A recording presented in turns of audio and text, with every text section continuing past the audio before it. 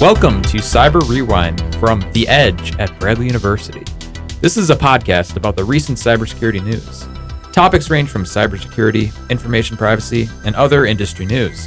This program is for entertainment purposes, and the views reflected are not of our employers nor the university. I am Ben, today's host. In this episode, I am joined in the Edge's studio by Yvonne and Gabe. We are students at Bradley University in the cybersecurity programs and clubs here, ready to talk to you about the news. Welcome. All right. Thank you. I'm going to start this first episode off with a story from Bleeping Computer. Have you guys heard of Z Library? I've heard of it, but I've never used it. I have not heard of that. Z Library is an ebook site where they were originally a site for uploading academic texts and scholarly journal articles. But then I guess at some point they moved to actually doing regular books. So like any book you can think of that could be put in an ebook format. So anything in the world, basically, that's a book. Users were able to upload there. Kind of like Mega Upload if you think of like the piracy scene back in the day. But they obviously they shifted to doing that, and that probably got the attention of the copyright holders of those books. So their platform's infrastructure is actually dispersed over different databases of over 220 terabytes of data. And it's a free site, but it's also supported by memberships or like premium, where you can get more downloads because you can only get about 5 downloads a day if you're not logged into anything. Anyways, Z Library, you can go to the website and download like any books that you wanted for like textbooks for school, because I mean, we all know textbooks cost a lot of money, especially when like there's a new edition every year and like you have to get that one even though they just changed like spelling or something silly like that. Anyway, Z Library had that all, but it was actually seized, or their domain was seized, and users were redirected to the obviously scary Department of Justice and Federal Bureau of Investigation warning banner on the website. Obviously, all of their other domain names obviously were displaying the same message as this was discovered. Interestingly, though, their main domain name registrar was changed to like nameserver.seizeservers.com, which I guess is what the U.S. government would set it to if they seized it. But they actually since then changed their domain name to Njala. Do either of you know what Njala is? Spelled like Njalla, the domain registrar? I don't. They're like they're not really a domain registrar. They're like a they like hold domains for you, so you don't actually own it. The people at Njala do, so they own it. So it's like an anonymized hosting service. It's basically the only way you can get a domain anonymously, I guess. But they changed their servers to that, and nothing's really happened anymore. Last time I checked, their site's not up. Their Tor site is up. I don't know if it's like working though or anything, but I mean they're trying to get around this their block, obviously, by going to a different registrar. So it's interesting to see that happen, and luckily they got it to happen, not at the start of the school year. It took them a couple months, so a lot of the students aren't disappointed, but I don't know. I think a lot of people might be disappointed by that. I wonder if they did the same thing with that site that they did with raid forums when they seized it, because when they did that with when they seized raid forums initially, they had the like site login page set up as a phishing site for a while to catch like the user credentials of people that were using that website. Now with Z Library, because it's free like that, and not a lot of people needed to log in to use it, but any administrators would need to log in, so that might be part of it. Right. Yeah, I don't really know. The Department of Justice, the article I read from Bleeping Computer, didn't get into detail on exactly what happened. Mm-hmm. I mean, this is all kind of just what you can see now. Some people knew about it, some people didn't, but it's probably not going to change because there's so many of these services, and they're probably just going to, set up shop under some other name or something, I'm guessing, and try to avoid this as long as you can, because you can't really, it's really hard to shut this stuff down. It's kind of like torrents and stuff. You could shut down one website, but then another one will pop up and same thing will happen. But Yeah, that was pretty interesting. I'm going to talk about my next story here. This one is the British government is going to start scanning all of their local or national like IP address space, looking for vulnerabilities. So they're vulnerability scanning the entire United Kingdom, which it's not a bad thing because I read into it. This is from the National Cybersecurity Center. It sounds like a really vague statement. Right. But here's the details on this program. Okay. So the activities cover any internet accessible system that is hosted within the UK, and they're specifically looking for vulnerabilities that are common or particularly important because of their high impact. And their plan is to gather all this data to determine how vulnerable the UK is as a whole in general, just like looking at that and then maybe comparing it to other nations. I don't know, because no one else is really doing this. Their scanning is being done basically like through Nmap, I guess, is one tool that they said they were using in the past. I'm guessing they're doing the same thing now. So we've all used Nmap, obviously, in our cybersecurity club and for our classes. It's a pretty straightforward tool. That's going to take forever. That's going to take hang on. Yeah. That's going to take so long. And also, if it's anything that connects to the internet, that's like every IoT device too. Mm-hmm. So you're thinking like grandma's printer that also uses Bluetooth. That is going to need to get scanned because it should have an IP address. Right. Or at least in the home network. I'm guessing any IP address that's like in the UK is getting scanned, from what I gather from this. If it's all those home networks too, I don't know how they do it over there, but I know here with like Comcast or whoever your provider is, they give you like the default like router portal, like username and password, which is just admin password. I wonder if they'll just throw that on there as well. Because that's everywhere, anywhere people have a home network because nobody feels like changing it. I think this is mostly a passive scan because they're obviously they're using like Nmap scanning. So they're just going to websites. They're just looking at an IP address, maybe say for your home, looking at all the ports, seeing what service is open, and if they can identify a version from that. And then they're going to store that, and they say they might store other information like what time it was found, the IP address it was found. I didn't read that they are reporting this information back to like the homeowner or the ISP for that IP address. So it sounds like they're just taking this data just to collect for themselves so they can paint a picture on where they stand, cybersecurity wise as a whole. Let's see. You can actually, they give directions too, saying like, okay, so you can figure out if you're being scanned by them or like by someone else. They gave 2 IP addresses that they're going to be scanning from, as well as a header that if they, so a header, like if you request an HTTP page on your web browser, your browser sends to the server that you're using Chrome. Basically what they're doing with their scanning is they set their header to say like NCSC scanning agent, so that you'll know, okay, it's going to be coming from this IP address and this, so I know this is the government, not a threat actor. So I guess I shouldn't block them. Or maybe you should, depending on what you want to do. How have the people like in UK reacted to that? So I feel like some people they'd be kind of cautious about it. They wouldn't know what they're doing or don't understand it. So I'm wondering how they would react. Like, is there You're the closest to the UK than us. Well, I know at least with people I've talked about, like with the like router admin portal, just having the default credentials, like if you don't change it, it's still like that. And that's how most people's home network is. So if I'm scanning everyone's IP addresses and they're sending, I'm assuming they're not going to tell everyone like, hey, this is vulnerable, because it's going to be a lot of resources that are going to amount to nothing.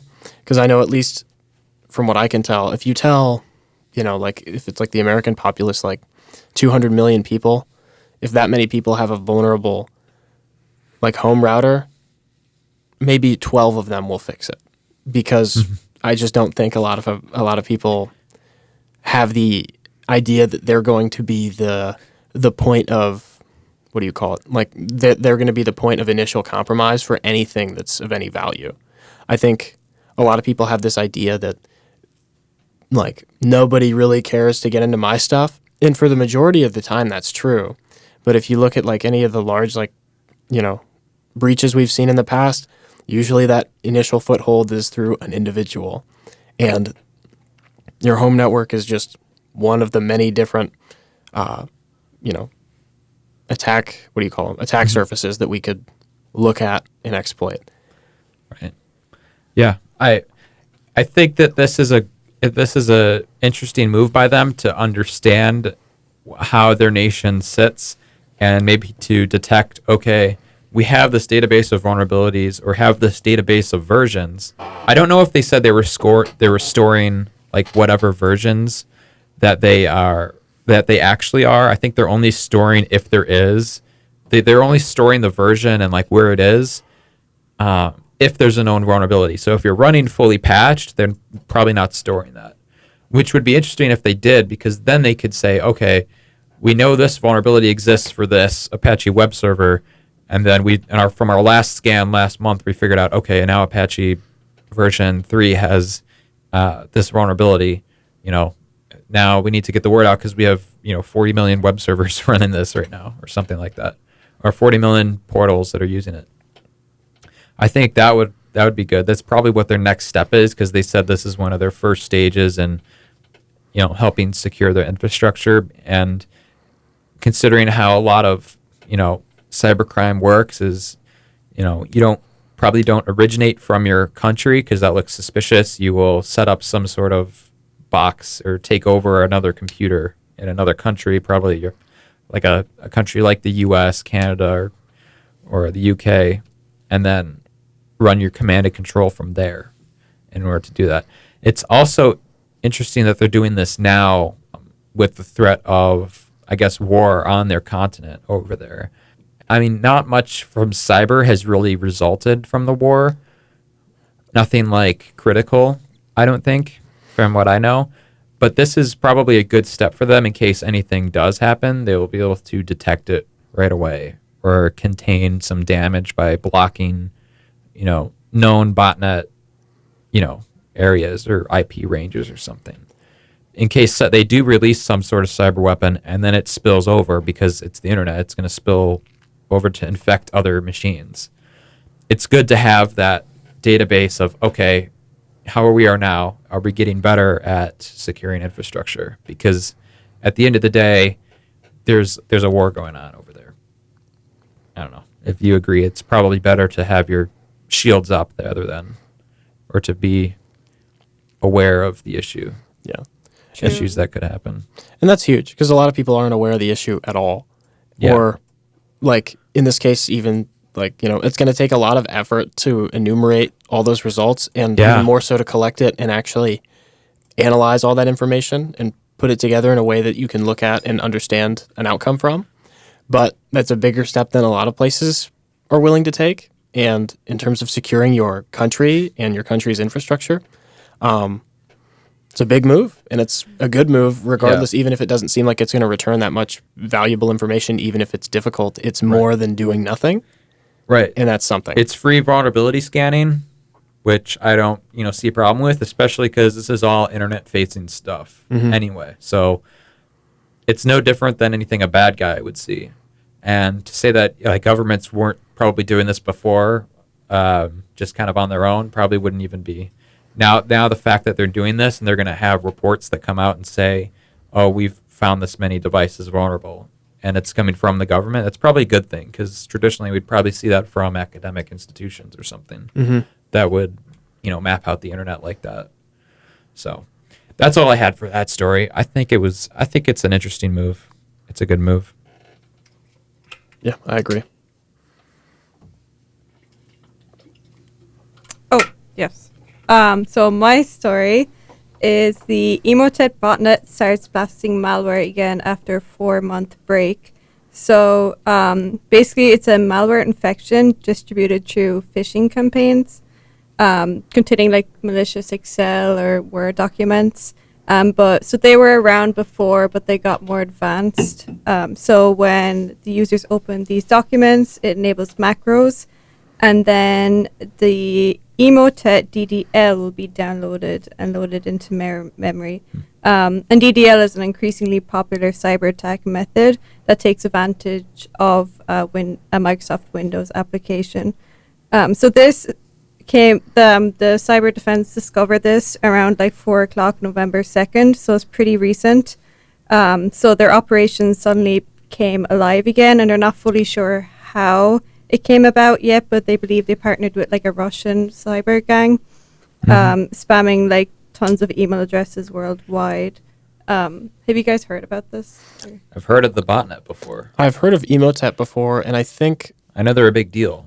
I think part of the reason for that, or I think part of the reason for that break was I remember, I want to say it was July or June or sometime over the summer recently. There was some interesting stuff going on with Microsoft's Windows releases, like by default blocking macros, or like by default blocking anything from macros being like enabled by default. And they went back and forth a couple times. I forget the specifics, but I remember, given I think Emotet tries to use mostly those Excel file, it's those macro-enabled workbooks in Excel and Word documents. And because of that, having macros disabled by default makes it a lot more difficult to actually get your, how do you say, it makes it more difficult to get your foot in the door as an attacker, because then someone who would have been a potential victim is protected by the operating system and the default settings that they're using. Yep, I'm reading here that their campaigns, at least starting from 2020, utilizing their botnet, with their goal was to try to steal banking credentials and then spread within networks. So that would basically be going to a victim's computer, stealing their online banking username and password. Then the attacker could use that to log in, send funds to wherever they want. And they were basically doing this through infected documents, which would be really good to spread to pretty much anyone, businesses or personal websites. And their newer campaign, it introduced like a new Excel attachment template that contains instructions to bypass like Microsoft's protection view. Mm-hmm. So basically, once they receive the Excel file, they put in instructions for users to copy the file into like a trusted template, and then by doing so, it bypasses the Windows protection thing. So That's cool. Yeah. The thing with Windows is it's so easy to be able to convince someone to, not run the document in protected mode, and then it like runs macros. I mean, have you guys used macros before? They were part of our class, like MIS classes. You've had to learn how to set them up and use them, and they're really handy. They're super useful if you want to do stuff quickly. But like, they're so so bad. They can do so much. You can just run arbitrary code on the computer, and then it will escape the Excel sandbox if there is one, and drop DLL files in your computer or whatever. Yeah, well, and then part of that is because Excel is designed in some ways to pull things from the internet. So like if you're like, I don't know, making a spreadsheet that pulls data that is refreshed from like a Wikipedia page or some database somewhere, you want to be able to call that like website. So your macro could do that for you automatically instead of you having to like, press refresh on that button in that pivot table or whatever you made. And because of that macro, you can encode a bunch of whatever you want. And then,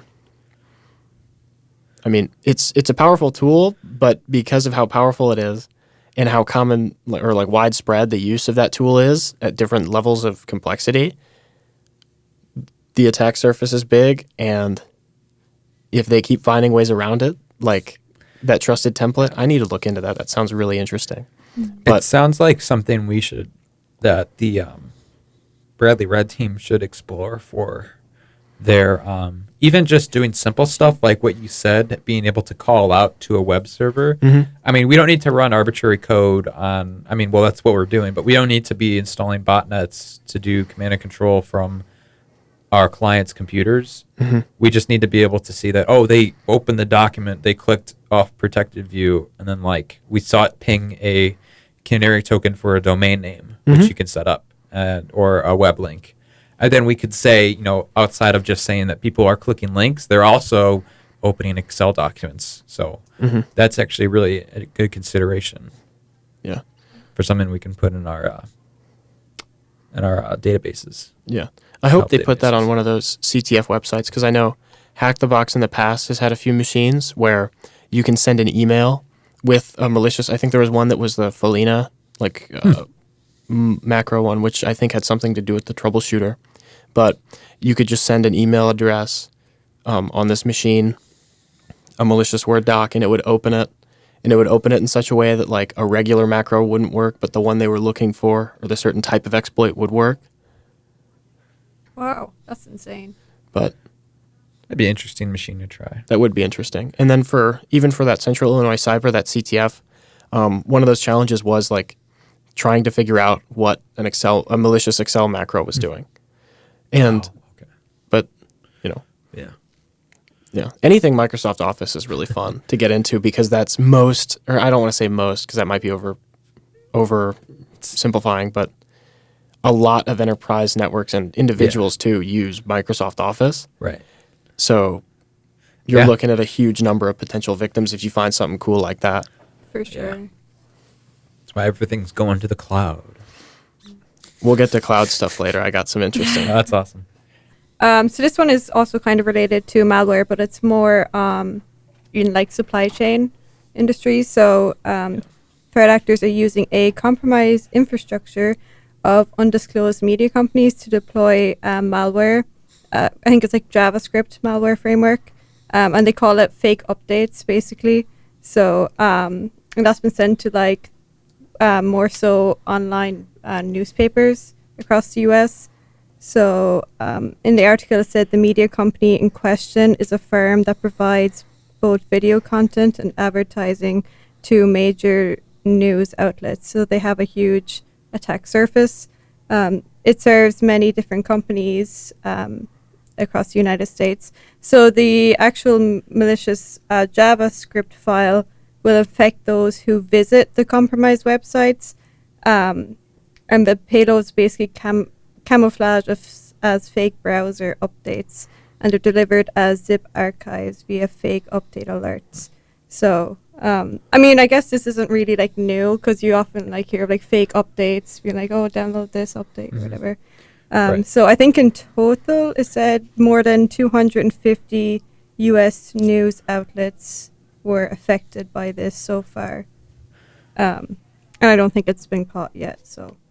I read this story earlier too, because I was gonna pick this, but I mean, downloading a zip file and doing malware isn't new, but this attack vector is really, honestly, shame on whatever media company that is that has to distribute their ads, and then they allow this malvertising campaign to go on and persist to the effect, to the point where it's starting to show up in Bleeping Computer or whatever news site. I mean, I block ads where I have, I run uBlock Origin no matter what. I know other people that just have, no script running all the time. So they have to, any website they go to, they have to allow a billion scripts to run just so they can get the basic content. Mm-hmm. I like my web browser to be a little more usable. So I run uBlock, so it'll block all those advertising services. And not because I don't like ads. I think ads are good, and I'm tempted to probably unblock all the websites that have non-intrusive ads or non-tracking ads.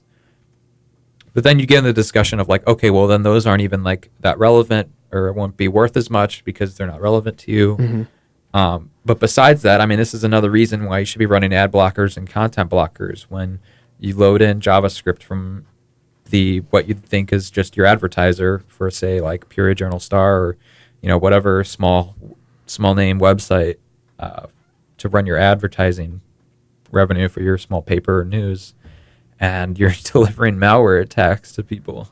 Yeah.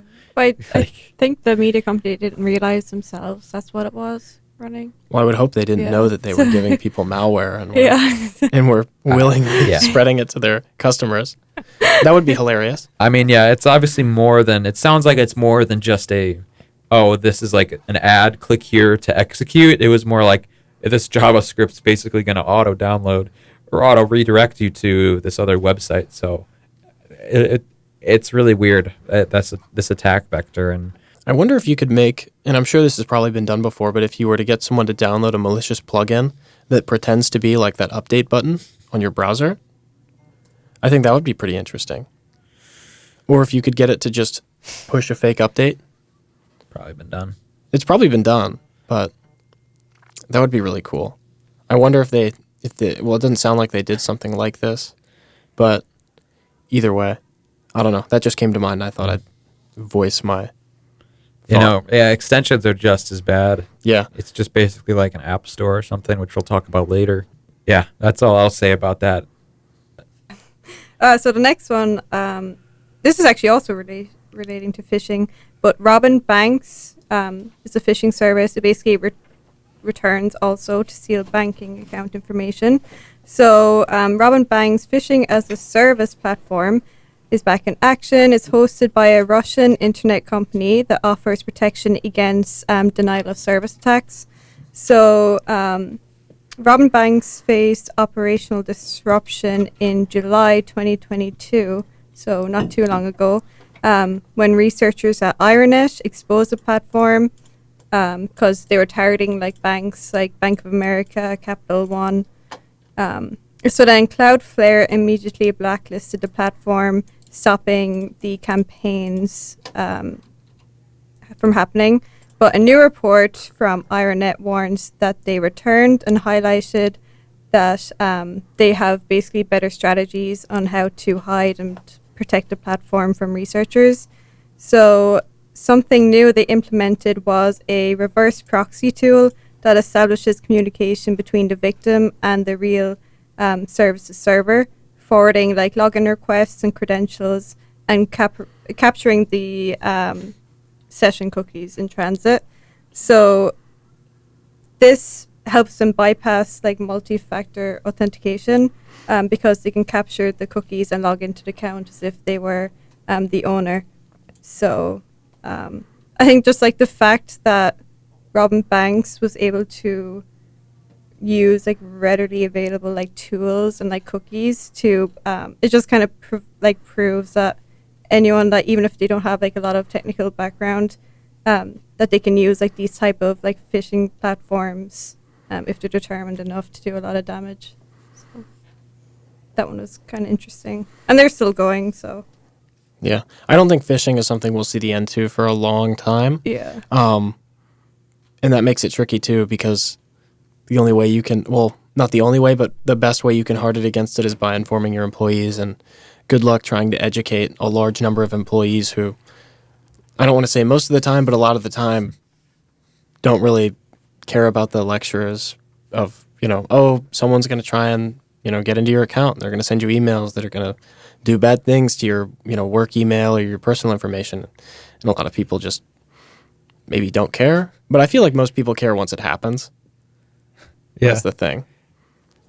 Regarding this phishing as a service platform, I was listening to the what's it called? The Black Hills Information Security webcast, and they were talking about I think it was like a malware as a service, so not just phishing, but then they were talking about how easy it was for someone to give these people like $5 and then they'll do a phishing attack for you or get some data on someone so easily because they already have the resources and infrastructure to just do it instantly. And they're like, wow, what if they joked, obviously, what if we did this sort of service for our red team clients or the clients we're supposed to be red teaming for?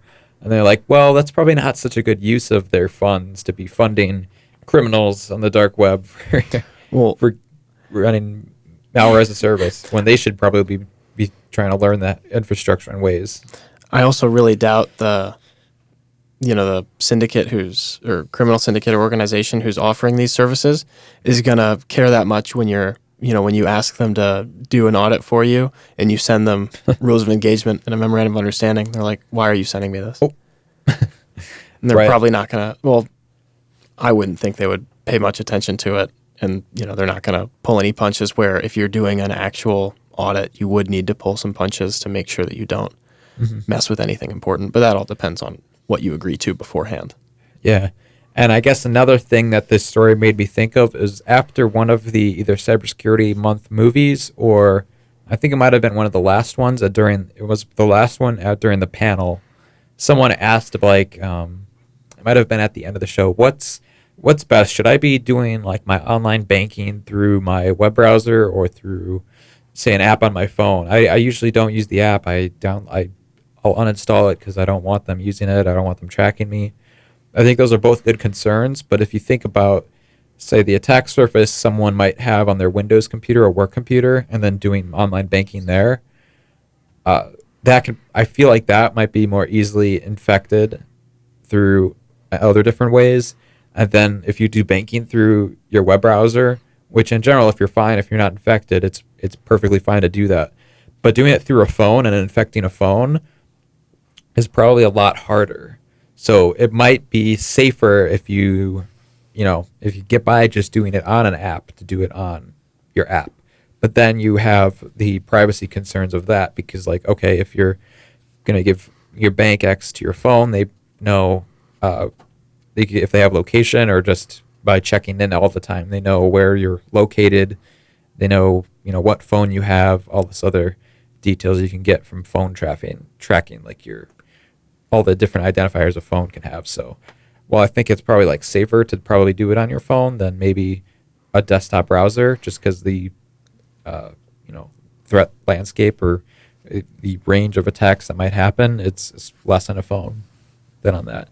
Yeah, that was a good question, because like you wouldn't think about that. Like, which one would be more secure? You just assume that they're both. Yeah. This clock goes bad. That's weird. Anyway. Yeah, I think that's all the stories you had, Yvonne, right? Yeah. I'll let Gabe take over the malicious Android app story. Yeah. Okay. I'll touch on, before I do that, some stuff with OpenSSL. So they came out and said that researchers found a vulnerability that they were marking as critical, but they didn't include any huge amount of information. And this was a couple weeks ago.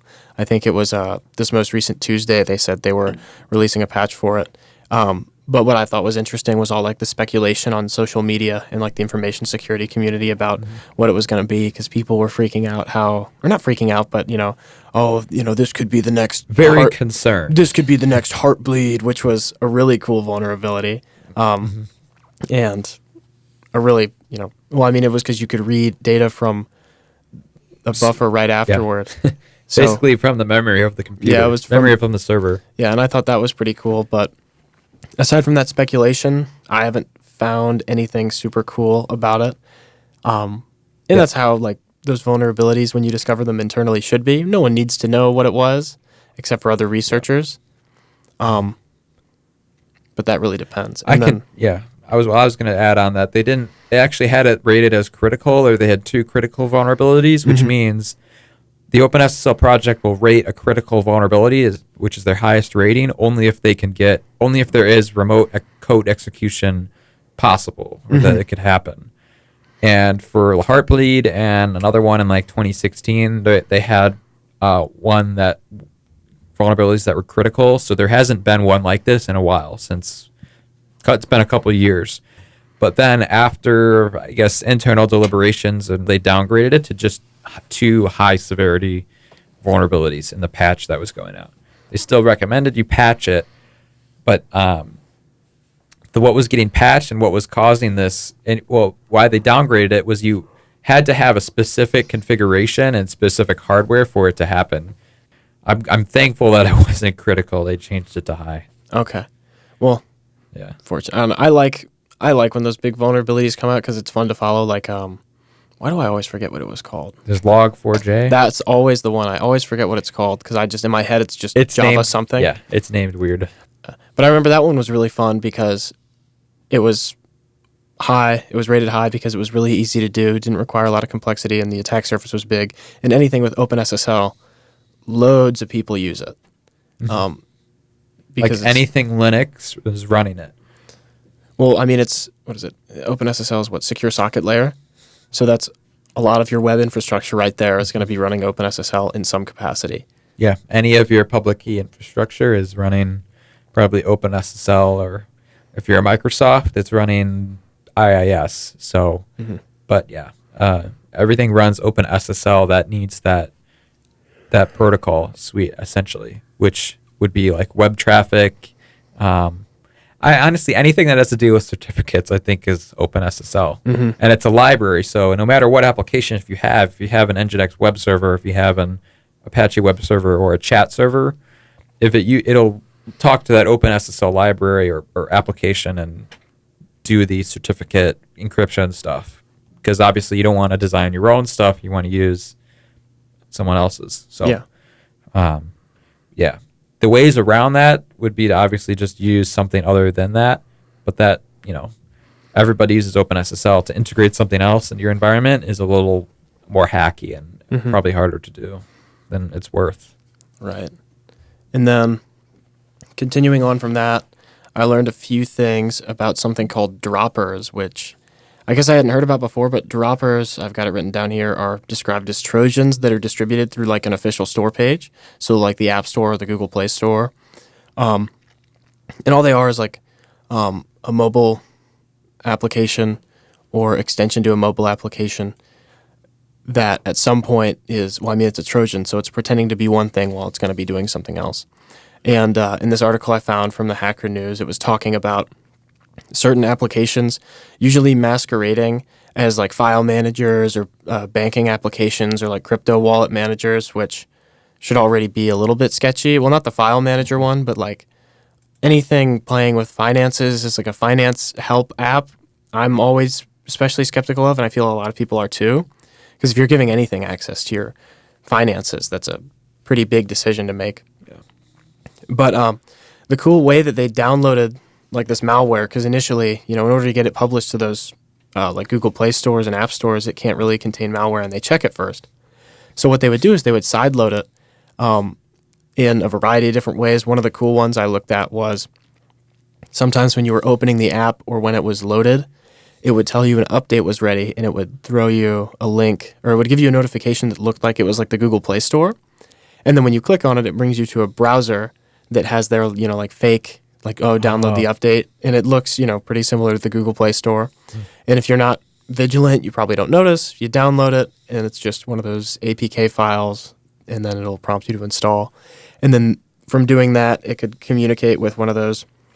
The way it would pull that is communicating with that command and control server to then give you those, to then distribute that malware to you and then capture whatever credentials they want. In this case, it was usually like banking information or anything related to your finances.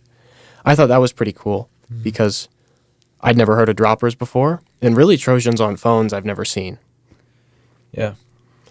But I think that's probably just because I don't mess with phones that much. Yeah, it's definitely a unique area, especially obviously this and the fact that I don't have to talk about the other article that's related to it, but about a malicious Android app with 1 million plus installs found on Google Play. This feels like the existential problem with Android and Android apps is the fact that it allows for sideloading apps that there's the chance that you can sideload something malicious.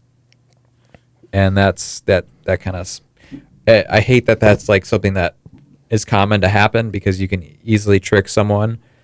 Well, even that's not even that easily. If like what you described, they're like emulating what the Play Store looks like and the same words and stuff. It's not like, oh, just download this, Adobe Flash update or something. It's a little more complex and is way more convincing as malware continually gets more convincing with the human component.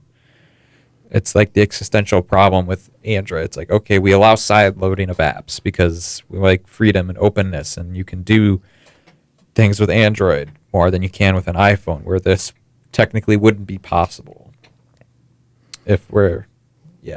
Technically this isn't possible. You can't download apps on an iPhone. Well, sideload it. You can, but it's tricky, and I think they made it with the newer version of iOS that it's more difficult now. Always getting harder. Yeah, which is a good thing and a bad thing, like you kind of stated. Is that similar to like jailbreaking, like with iPhones and stuff? Jailbreaking, to my understanding, is different, and I haven't done that since like 2012 or something. But jailbreaking, well, maybe I don't remember. I think you're messing with the actual operating system. So you're installing your own version of it. So, that would be just like, if you got a MacBook, right? It's got the operating system pre-installed on it, if you were to take that off and try to load like a Linux distribution or something. And it's, to my understanding, that's how it works on the iPhone. The problem with that is for iOS and like Apple devices is that their hardware to some extent is meant to work almost exclusively with their software.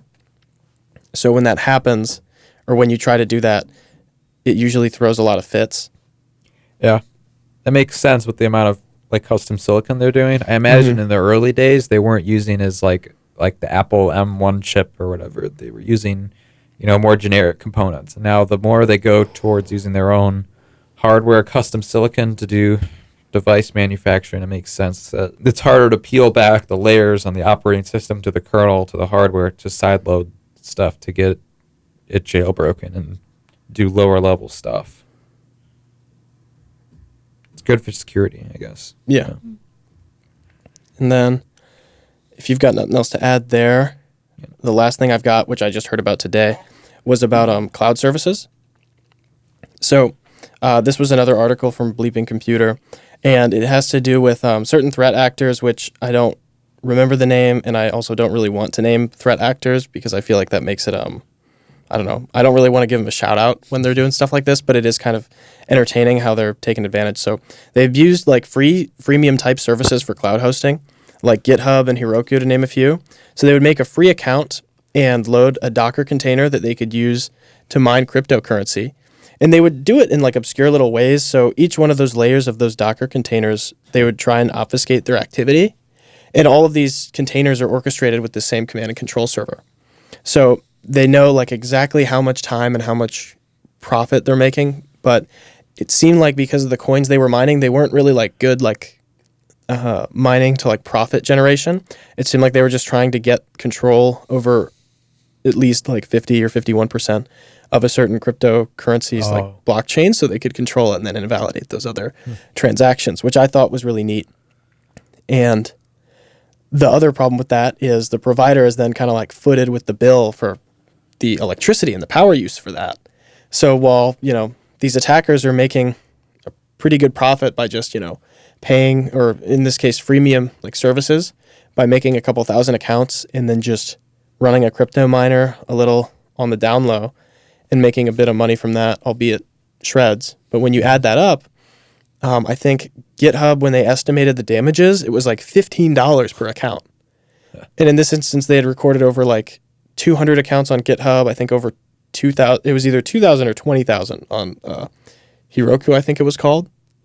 Mm-hmm. So a lot of money lost on their end. And a lot of crypto mined that went under the radar for a certain amount of time.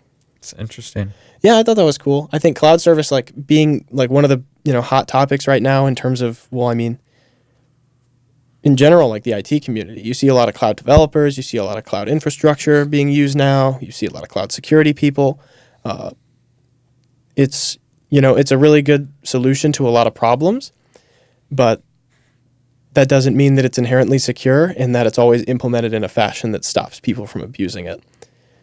And freemium services are a really good example, or I call them freemium services, but things that have free trials for compute resources. Yeah. That's interesting. Free compute resources. Yeah, because I know AWS does something where it's like $5 a month and you've got like a proper like Linux computer, and they don't want you to mine on that because the electricity is expensive. But again, if you can obfuscate, or if you can cover up those attempts enough, you're making pretty good money there. Now, the problem is eventually they are going to look at that electricity bill and they are going to find out. So you're going to want to have, or in this backup case, plan. yeah, well, not so much of a backup plan, but you're going to want to make sure that you can, avoid, if you're an attacker, avoid as much responsibility as you can and separate that from you. And in this case, they did that with that command and control server. Yeah. It makes us think we were someone on our pen test team for 3A3, we were considering going and buying GPU GPU compute to work on password hashes for a Wi-Fi password we have. And we definitely backed down on going to buying that because it's like not worth it for like $30 or however much it was. It's also difficult to calculate because we don't know the length of the password. Right. So we don't have a good estimate of how long it's going to take to crack it. No. And we could assume certain things, and I'm not too familiar with cracking. I'm familiar with using like a word list, because that's usually a low-hanging fruit. But as our physical resources get better and better, and in this case renting physical resources out, that low-hanging fruit of brute forcing a password by just trying every possible combination becomes more and more tangible. And we saw that with like the release of NVIDIA's RTX 4090. I think it was able to, if I remember the numbers right, and these could be wrong by a good margin. So, but I think it was when they were testing a 4090 with a Windows NTLM hash, they were able to crack a password that was 8 characters, so that's alphanumeric, uppercase and lowercase, the numbers 1 through 0 on that top bar of a QWERTY keyboard, and all the symbols associated with that top bar and all those letter keys. Or I don't think any of those letter keys have symbols with them, but Probably didn't take it too long either. it took it like 42 minutes or something. Yeah. And that's an 8 character. So, I mean, that's a pretty big step, because I think a lot of companies still use like 10 character password, like minimum. And that's as our resources become more and more advanced, and as we get more and more powerful hardware, that becomes less and less secure if I can crack your password in 40 minutes. And that's a really, I would think at least you'd want to have all your users using a password that at least takes a couple days, right? Or at least a week. But as and albeit the 4090 is like putting a golf cart battery in your computer. It looks huge. It's kind of funny. It sucks power too. And it's like, I think I saw it on Amazon for like $2,000. So it's not a cheap component. Well, you know what? Just yesterday, the AMD released their competitor to that for $999. Christmas. So it's a little less powerful than the 4090, which makes it even better, like price to, hashing or gaming, if you think about it that way. Yeah, that's the big one. It's usually like, because I know NVIDIA were freaking out around the time like crypto mining was becoming big, and there was also a chip shortage and a silica shortage. Oh yeah. But a bunch of people that were mining cryptocurrency for profit were buying out all these cards, and that became problematic because NVIDIA at least was like, oh well, we make graphics cards for gamers, and I think they released like some low hash rate cards, but that limits the versatility. It of the was card. limiting how you can mine. I remember that debacle. I think NVIDIA also started pushing for open source drivers on their cards. Yeah, after they got hacked. Remember? Yeah, but I don't think that they said at least that wasn't related to that ransom thing. Because they released that because they didn't reply in time for the ransom anyway, and they didn't pay the ransom either. Or no, there was no. That wasn't the ransom was the ransom was open source drivers. Yeah, it wasn't money, and that was from Lapsus, which I think you're right. I think because they hit like everyone. They went Microsoft. Yeah, like NVIDIA, Intel, or something. And those were all, if I remember right, low complexity attacks, mostly phishing and SIM swapping. Really? So not that bad.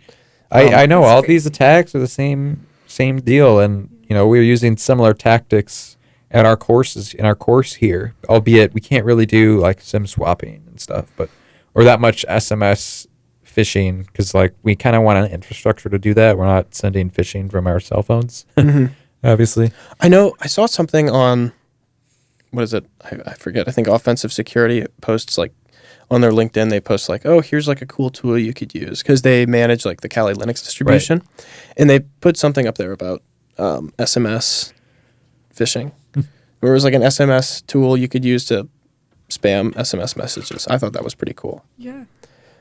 You could technically do it with the MySudo app. I wonder if you could just send the client messages with that. Maybe. I'm not sure. Because I think, does that use your actual phone number and your cell provider? Or does it just is it like a Google phone number? It's a VoIP number. Okay. I don't know enough about phones. But yeah, MySudo. See, the thing is with like, they run on like device IDs too to figure out like whose phone belongs to who because they don't run on accounts. It's an interesting application.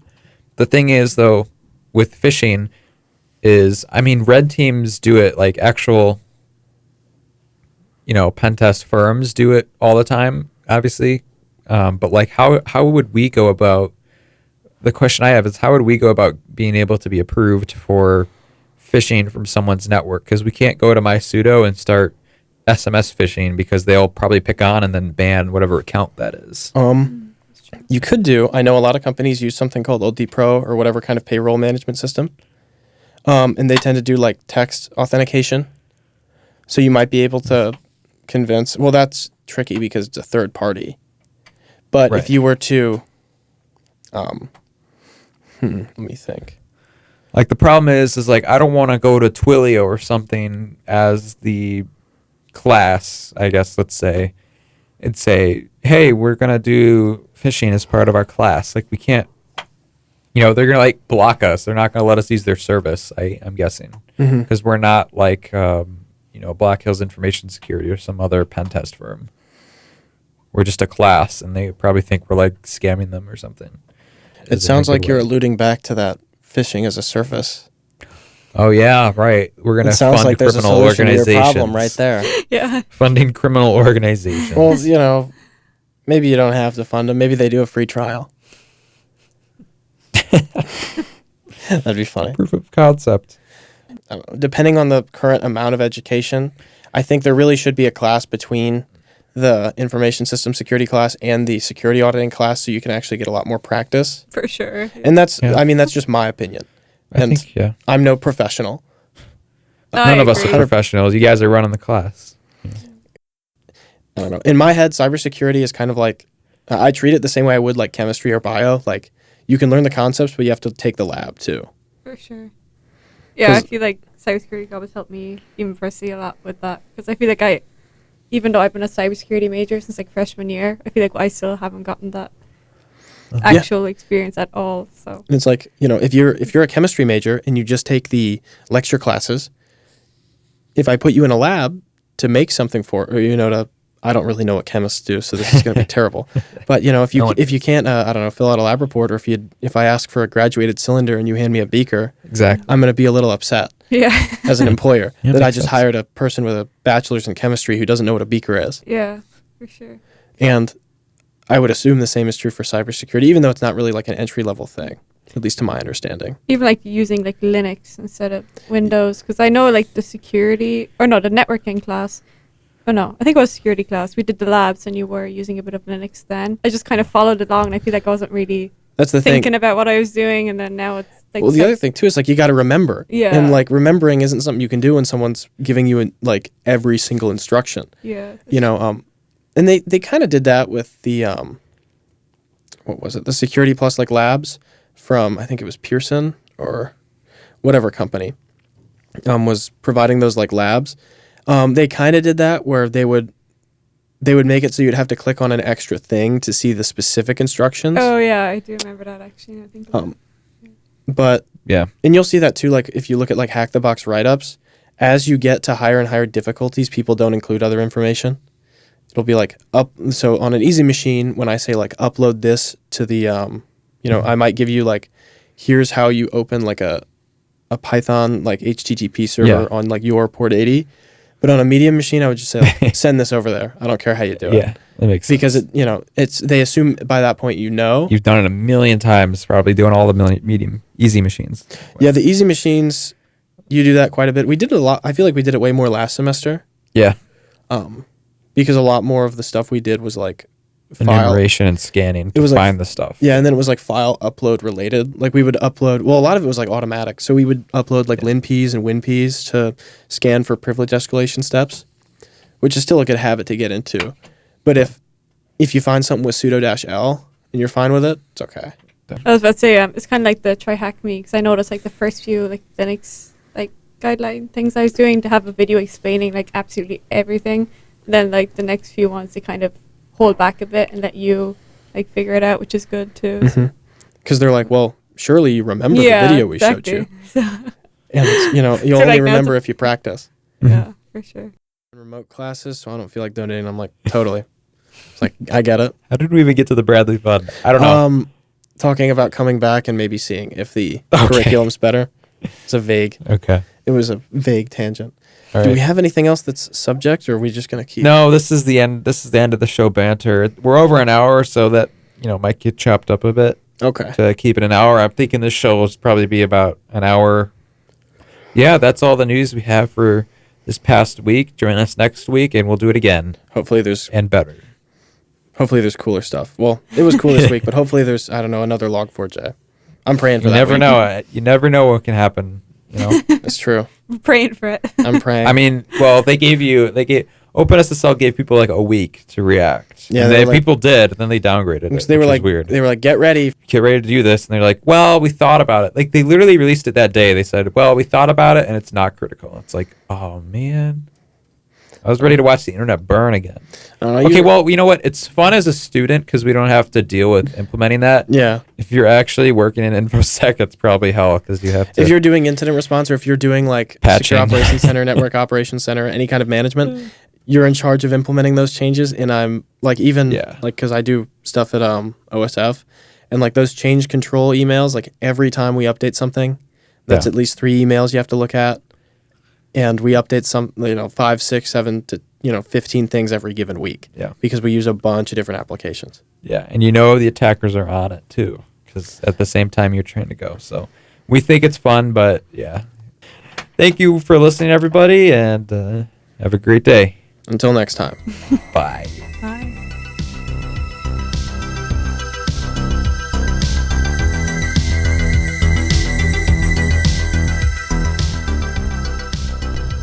This podcast was brought to you by The Edge. Visit edge.bradley.edu to learn more about Bradley University's podcasting and radio club. Thank you for listening.